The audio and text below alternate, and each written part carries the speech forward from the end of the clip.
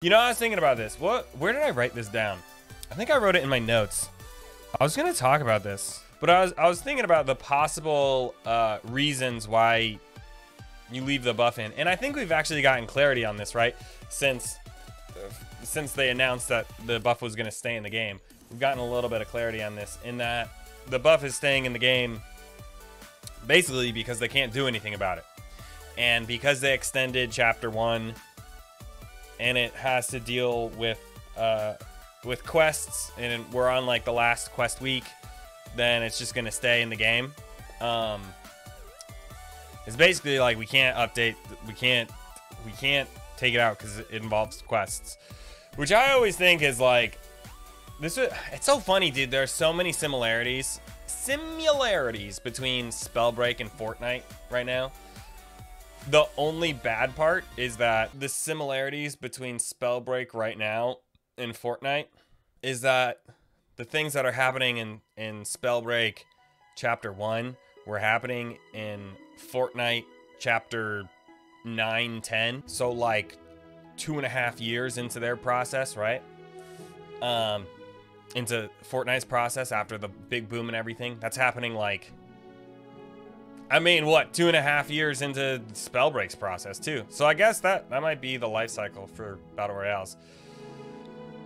It's just that Spellbreak was in development for theirs, not trying to get big, and then, you know, once they did.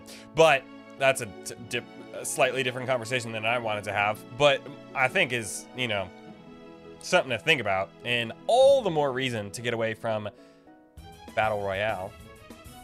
So I don't know, but they did a similar thing, and I was thinking about this, about the similarities between Spellbreak and Fortnite, and I was just looking at that, and then I was looking at like, so Fortnite, if you guys don't know, they put mechs into the game. These big, like, 2 people could ride in them, and they were basically just, they're similar to the Aegis Tower Buff, in that they were just like obviously overpowered.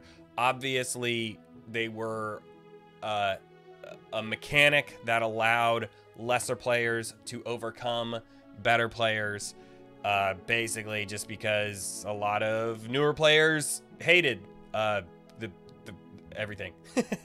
a lot of players who were just more casual or newer, or, you know, just not as good, didn't use the thing as like a part-time job or a full-time job or whatever. You know, people played Fortnite as a full-time job. They could actually make money off it. So, which was fair. So there were a lot of good players, and it was basically a way to like level things out. And it chased a lot of the really good players, or a lot of the content creators away from Fortnite. You know, that's when you saw Nick Mercs move on, and Tim the Tatman move on, and Courage JD move on. Ninja, I think, moved on around there. I'm not exactly sure. I think Ninja probably stayed with the game a little bit longer, but definitely Nick Mercs and Tim Tatman and Courage JD. Dr. Lupo, that's when he started playing Tarkov. It chased a lot of the content creators out, and a lot of pro players really hated it. I think Fortnite was a little bit more developed, so that I don't think the mechs were in like the ranked system. In competitive, I don't think they were. I kind of forget, but I think that allowed some of the comp players to stay in there.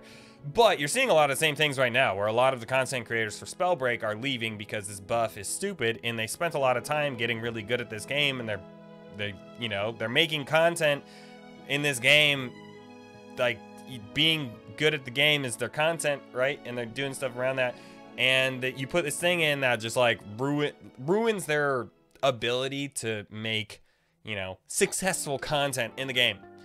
And so you're chasing a lot of people away. And I was like, damn, on the surface, that seems like a really stupid decision. Right? It seems really dumb.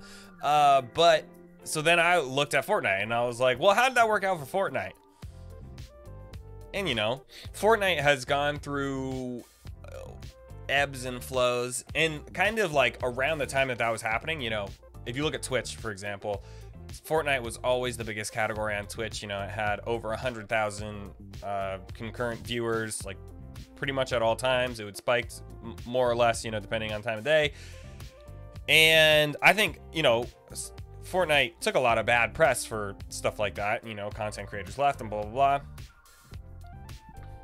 But Fortnite's still a top 5, top 5 category on Twitch.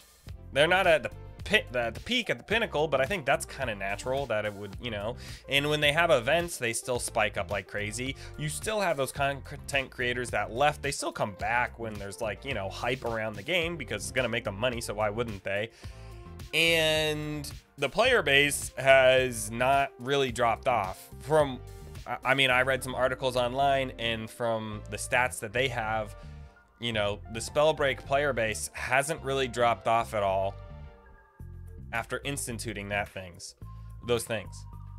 So as much as I don't like the Aegis Tower buff, and a lot of the comp players and a lot of the content creators don't like the Aegis Tower buff and Spellbreak, I think the unfortunate reality is that probably for the devs' perspective, it's not a bad thing to put in the game to try to level the playing field, especially in the Battle Royale.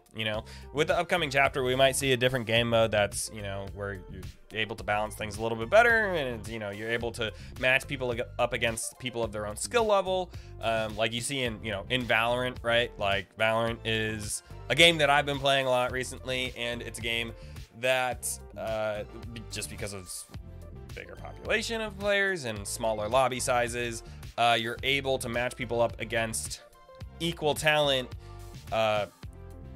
in a much better way. And hopefully we see something like that with new game mode, whether it's the next game mode, the upcoming game mode to come out, or it's a subsequent game mode. Hopefully we see something like that for Spellbreak. But I think as far as the BR goes, I don't think it, because of all the similarities that I've seen between Spellbreak and Fortnite and the way that things have gone for Fortnite, I don't really see things changing in the BR. I don't think the devs have any reason to not keep going with that. So,